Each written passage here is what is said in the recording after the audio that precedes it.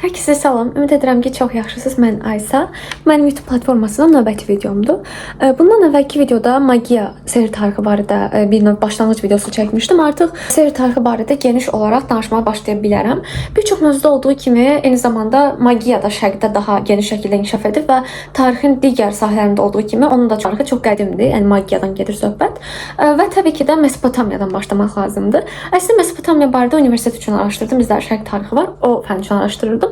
Amma hazır şərq tarixi üçün araşdıranda dedim ki, bu barədə YouTube'da da danışdım. Çünki həqiqətən də Mesopotamiya sehr tarixi çox maraqlıdır və magiya tarixi kimi bir seriyada ona yer verməmək həqiqətən çox mənasız olardı. Bu barədə danışmaq üçün çox həyəcanlıyam. Xüsusən də sehr tarixi daha çox sadəcə bir magiyanı əhatə edən bir şey olmaqdan əlavə qadınların da tarixidir əslində. Qadınların necə təmsil olunduğu, qədim dövr mədəniyyətlərində fərd olaraq necə yer tapdıqları, ümumiyyətlə fərd olaraq yer tapırlarmı kimi suallara cavab vermək üçün həqiqətən də sehr tarixi çox maraqlı bir mövzudur. Ona görə bu mövzu barədə xüsusən həyəcanlıyam. Deməli, Mesopotamiya sehr tarixi sadəcə sehr tarixi mövzusunda yox, eyni zamanda həm gender, həm sosiologiya və digər mövzularda əhatə edən çox geniş bir mövzudur.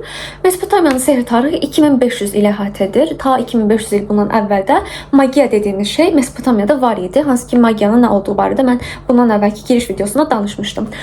Və Mesopotamiyada sehr iki cür idi. Əvvəlki videoda da dediyim kimi, sehr əslində dövlət tərəfindən qəbul olunan və dindən çox da ayrılmayan bir şeydir ilk zamanlarda və antik sivilizasiyalarda, qədim sivilizasiyalarda da bu şəkildə idi. O cümlədən Mesopotamiyada da sehr dediyimiz şey dövlət tərəfindən himayə olunurdu.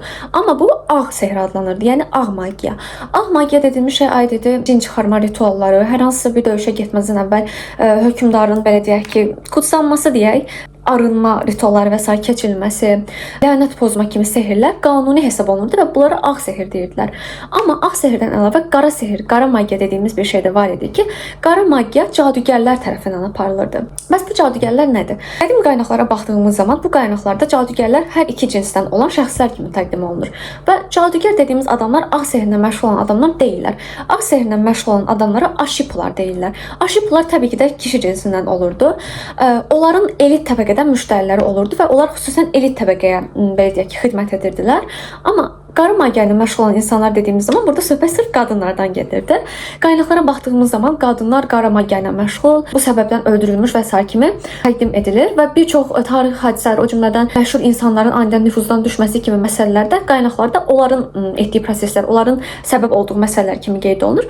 Amma bir şey nəzərə almaq lazımdır ki, bu dövr qaynaqları dəqiq deyil və obyektiv də deyil. Ona görə də burada söhbət gedir kişilər tərəfindən yazılmış bir qaynaqdan və bir tərəfli qaynaqlarda hər hansısa bir cadugər götürüb o işi nəyə görə gördüyünü, həqiqətən cadugər olub olmadığını və s. yazmayıb. Yəni biz o işi görən qadının əslində məqsədi nə idi? Ümumiyyətlə belə bir iş görübmü? Onları bilmirik. Ona görə də hər şey əvvəlcədən nəzərə alın ki, qadınları cadugər adlandıran əslində kişilərdir. Və niyə əslində qadınları cadugər kimi gördükləri barədə də videonun davamında danışacağım. Deməli, qara magiya dediyimiz şey nədir? Qara magiya birinci növbədə hər hansısa bir insanın sosial olaraq statusunun anidən düşməsi, hər hansısa bir hökmdarın hər hansısa bir döyüşdə uduzması, ani hücumlar, quraqlıq, iqtisadi zəiflik, kimisi zəhərlənməsi, kimisi hər hansısa bir xəstəliyə düçar olması, kimisi gözlənməyən bir müddətdə ölməsi. Bunlar hər biri qara magiya hesab olunub qadınların işi kimi görülürdü. Həqiqətən çox asandır. Onlara problemli gələn nə varsa hamısı qara magiya adı altında qadınlar eləyibmiş kimi göstərirlər. Ümumiyyətlə Mesopotamiya mədəniyyətlərini qədim dövrdən öyrənməyə başlayanda burada xüsusi digər mədəniyyətlərdən fərqli olaraq vurğuladığımız bir məqam var ki, Mesopotamiyada qadınlar da kişilər kimi müəyyən hüquqlara sahib idilər və bu bir dərəcədə düz idi. Qadınlar da kahin ola bilirdilər, qadınlar özlərinə aid mülkə sahib ola bilirdilər, hər hansısa bir iqtisadi məsələdə özlərini təmsil edə bilirdilər, öz mülkləri var idi. Bu şəkildə qadınlar ilk dövrlərdə həqiqətən də cəmiyyətdə müəyyən dərəcədə aktiv idilər. Onlar məktəblərə getmələrinə icazə verilirdi və bu təsadüf edir Mesopotamiyanın ilk dövrlərinə. Ubeyid mədəniyyəti və Samara mədəniyyəti dövrlərinə baxdığımız zaman bu dövrlərdə əsasən kənd mədəniyyətindən ibarətdir. Yəni şəhərə ələ keçid yoxdur Mesopotamiyada. Və bu dövrdə əsasən kəndlər iki yerə bölünür: əkinçilər və maldarlar. Maldarlar köçəri olduğu üçün onların oturmuş bir mədəniyyəti də yox idi və ona görə onlar haqqında qaynaqlar da çox azdır. Amma oturaq kəndlərə baxdığımız zaman onlar bərabər şəkildə yaşayıblar və onların qəbir abidələrində baxdığımız zaman burada tapılan artefaktlar cinsdən, təbəqədən asılı olmayaraq eyni şəkildədir. Əşyalar da bir-biri ilə eyni statusa malikdir. Sadəcə bir maraqlı məqam var ki, bu dövrdə Tel Savan adında bir yer var. Tel Əs-Savan daha doğrusu. Burada kənd qəbirstanlığı var və qəbirlərin əksəriyyəti bu mərazidədir. Lakin bir ev var ki, bu evin qalıqları aşkar olunub və bu evin yaxınlığında kütləvi şəkildə uşaq dəfinləri olur. Bu uşaq dəfinlərinin aşkarlanması həqiqətən çox maraqlıdır. Çünki dediyim kimi kəndin özünə məxsus bir qəbir var. və o qəbirdə dəfn olunan uşaqlar da var.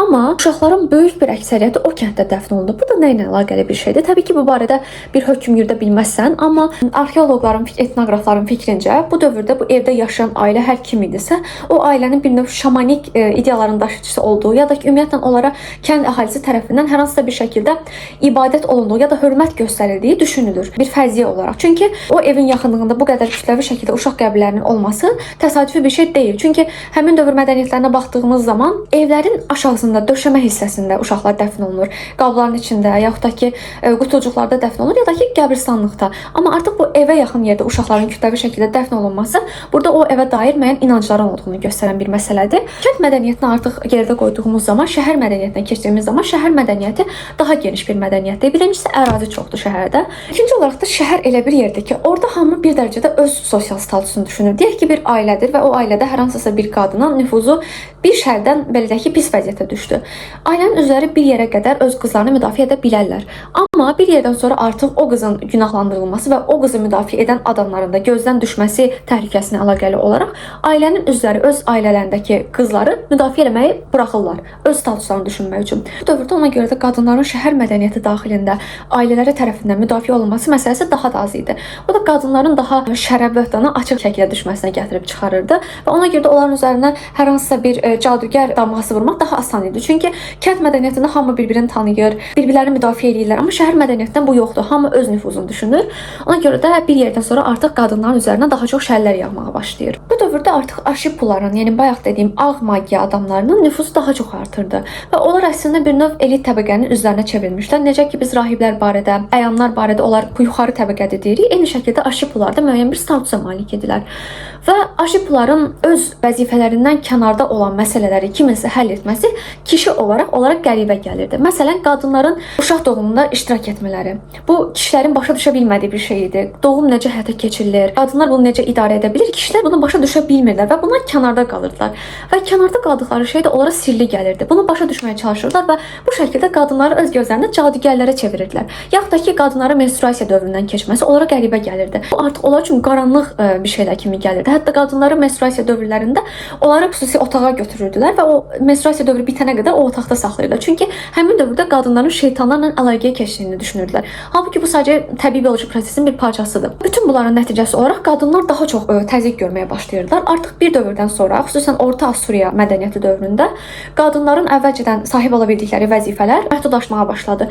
Əvvəllər qadınlar kahin olaraq iştirak edə bilirdilərsə, artıq bir dövrdən sonra qadınlar ancaq evə bağlanmaya başladılar. Katiblik vəzifəsini necə ki əvvəllər qadınlar idarə edə bilirdi, artıq qadınların katib olması da qadağan olundu və kişilər katib olmağa başladılar. Bunun nəticəsi olaraq da kişilər öz yazdıqları qanunları sırf qadınların əleyhinə yazmağa başladılar ki, ideal qadın necə olmalıdır? İdeal qadın evdə oturmalıdır, yeməyini hazırlamalıdır, uşağına baxmalıdır, ərinə xidmət etməlidir. Bu şəkildə əslində indiki patriarxal cəmiyyətində belə deyək ki, bazasını yaratmış fikirlər ortaya çıxmağa başladı.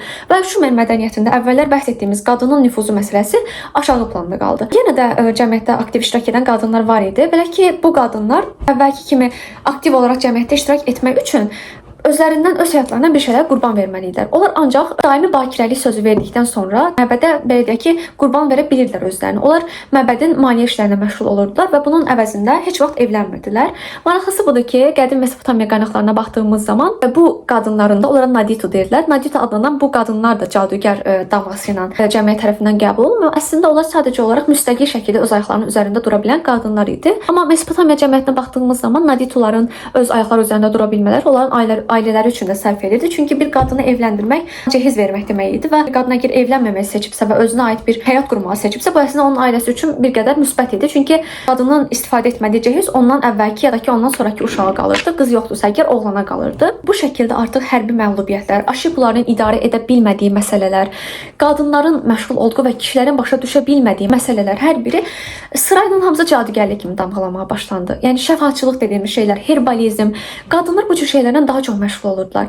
Bir yerdən sonra qadınların evdən çıxması ilə bir yerdə onların başları açıq gəzmələri də qadağan olundu. Sırf bu səbəbdən bir qadın olaraq sadəcə hər hansı bir vaxtda belə çöldə olmaq, evdə olmamaq belə sizin cadugər damğası yeməyinizə gətirib çıxara bilərdi. Bu səbəbdən deyirəm ki, bunlar konkret olaraq mövcud olan reallığa əsaslanan qaynaqlar deyil. Bu sadəcə kişilərin təsəvvürüdür. Qadınlar həqiqətən bu dərəcədə qorxulu idilərmi? Yox. Ümumi mənada qadınların qədim Mesopotamiyada bu qədər çox cadugər adı altında damğalanması bayaq da dediyim kimi kişilərin müdaxilə edə bilmədiyi məsələlərlə bağlı idi. Yəni bir kişi əgər doğum prosesi barədə nəsə anlamırdısa, bu onun sirli gəlirdi və doğum prosesini başa düşən bir insan o cadugər olaraq adlandırırdı ki, bu ilahüstü bir şey başa düşür. Bu təhlükəlidir cəmiyyət üçün.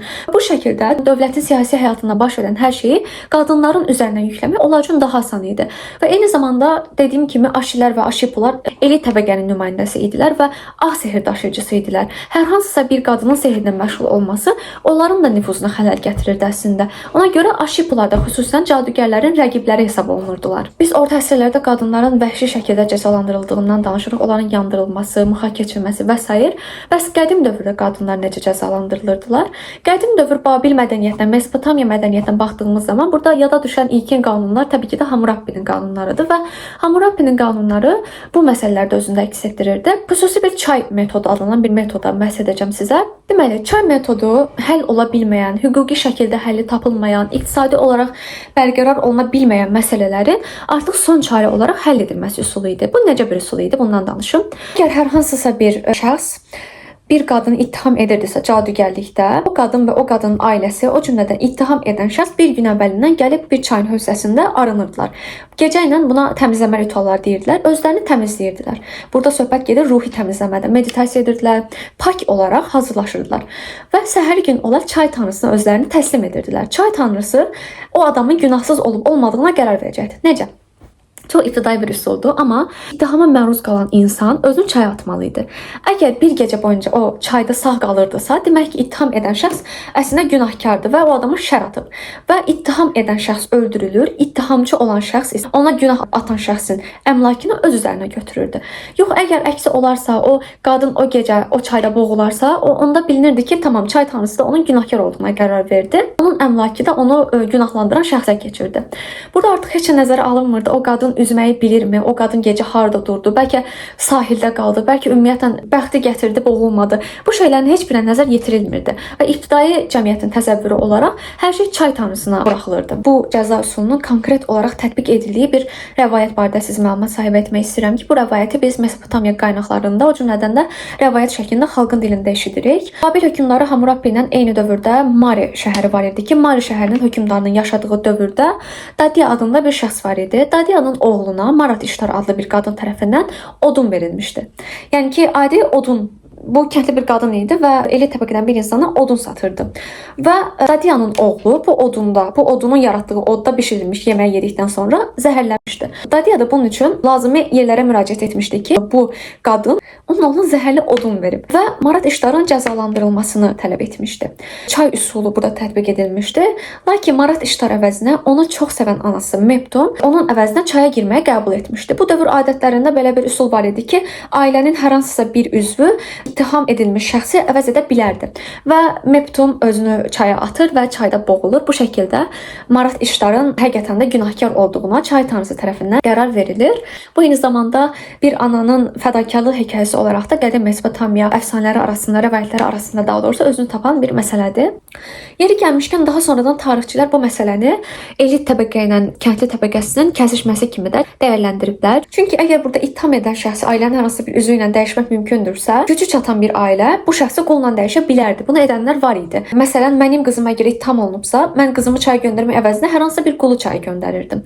Amma bu olmamışdı. Yəni Meptun özü birbaşa çaya girmişdi ki, bu da onların ailəsinin əslində o qədər də yuxarı təbəqədən olmadığını göstərir. Zaten odun satması da onların ailəsinin o qədər də varlı olmadığını göstərir. Bu da artıq tarixçilər tərəfindən müəyyən dərəcədə mülahizələr yaradır ki, əslində Dadia adlı bu adamın onların ailəsi ilə problemi var imiş, Maratın ailəsi ilə və əslində bu odun zəhərlənmə söhbəti sadəcə bir bəhanə olaraq ortaya çıxır və bu şəkildə o ailəyə zərər verilir. Bunlar təbii ki, fərziyyə səviyyəsinə qalan şeylərdir. Çünki bayaq da dediyim kimi bu dövr mədəniyyətlərinə aid nümunələr hər biri bitərəfli qaynaqlar olaraq qalır, yaxud da ki, xalqın dilində qalır və konkret olaraq bizə obyektiv hər hansısa bir məlumat gəlib çatmamışdır. Video Videonu bitirmədən öncə son bir sehr nümunəsi barədə də danışmaq istəyirəm. Çox maraqlı bir məsələdir.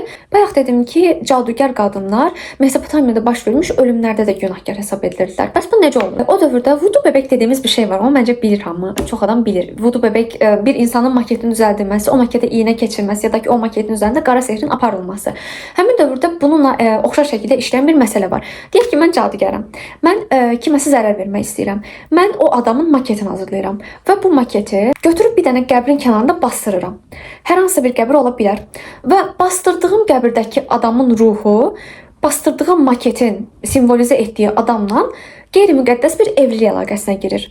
Bu ruhun evlənməsi kimi bir şeydir. Və qəbirdə yatan adam maketin sahibi olan insanı, yəni öz həyat yoldaşını öz yanına çəkməkdən ötürü onu həqiqi həyatda izləməyə başlayır. Onu təqib edir, ona musallat olur. Və bunun nəticəsində o adam artıq ölür. Məhz bu cür, bu şəkildə kuklalardan istifadə olunaraq insanların öldürüldüyü düşünülürdü. Bu şəkildə Mesopotamiya sehr tarixi bu qədər idi. Təbii ki də danışılacaq çox məsələ var, amma ümumi baxdığımız zaman bu sadəcə bir sehr məsələsi deyil. Eyni zamanda qadınların nüfuzunun getdikcə aşağı düşməsi, gender məsələlərinin ön plana çıxması, hüquqi proseslərin necə işləməsi, tibb sahəsində, şəfaçılıq sahəsində qadınların necə uğurlar əldə etməsi, onların cəmiyyət tərəfindən necə qəbul olunması, qadınların təhsil sahəsində nə qədər ön planda olması, öz həyatını qurmağı seçən qadınlara necə rəftar edilməsi, o cümlədən elit təbəqə ilə, şəhər təbəqəsi ilə aşağı səviyyədə olan təbəqənin nüfuzunun kəsişməsi məsələsi kimi bir sıra önəmli məsələlərdə sehr tarixi fonunda izlənən məsələlərdəndir.